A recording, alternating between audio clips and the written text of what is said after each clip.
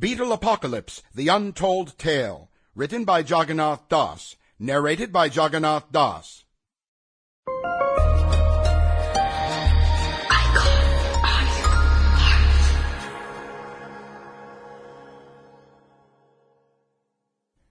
Sir James Paul McCartney, circa 1967, on the challenges of the brave new world of the 1960s and beyond.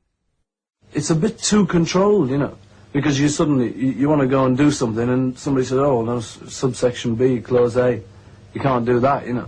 And you say, well, why not? Because, you know, I'm a human being and that, and haven't I got my rights? I say, well, yes, but you're not allowed to do that. They say, well, you know, if it doesn't interfere with anyone, it must be okay. And they say, sorry, it still isn't, you know. So people have suddenly, I think a lot of people have twigged that this, they've shut themselves in a bit, you know. They've got all these rules for everything, rules of how to live, how to paint, how to make music. And it's just not true anymore, you know. They don't work, all those rules, because you can't apply them, because it means then that you're assuming that you know it all, you know, and primitive man, us, and something else, you know, and we don't know it all yet. They're talking about things that are a bit new, and they're talking about things which people don't really know too much about yet. And so, you know, people sort of put them down a bit and say, well, you know, weirdo, psychedelic and things. But it's really just what's going on around, and they're just trying to look into it a bit. And these other people are looking into what else it is, you know, and what else its possibilities are. And it's a straight sort of inquiry that they're doing. They're not doing anything strange. You know, everyone's talking aloud. Everyone's talking to themselves, really. They're just all talking aloud, and they help each other, you know, by saying various ideas about things. It's a good environment, you know. If there's a whole gang of people that like cider, and you're a cider addict, then it's nice to be with them, you know. I don't think many people are going to come up with the answer. You know, I don't think anyone's going to come up with the answer for a long time. But at the moment, there are just sort of a few new fields that are getting opened. And people are saying, you know, well, this could be possible and this could be true.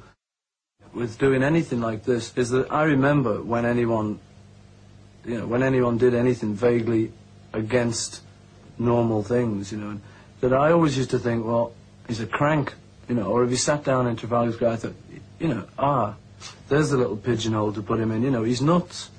A lot of people, anyway, think like that, you know. Once they see you say something about Vietnam, they think, of course, that's what he is, you know. He's a crank about Vietnam. That solves it.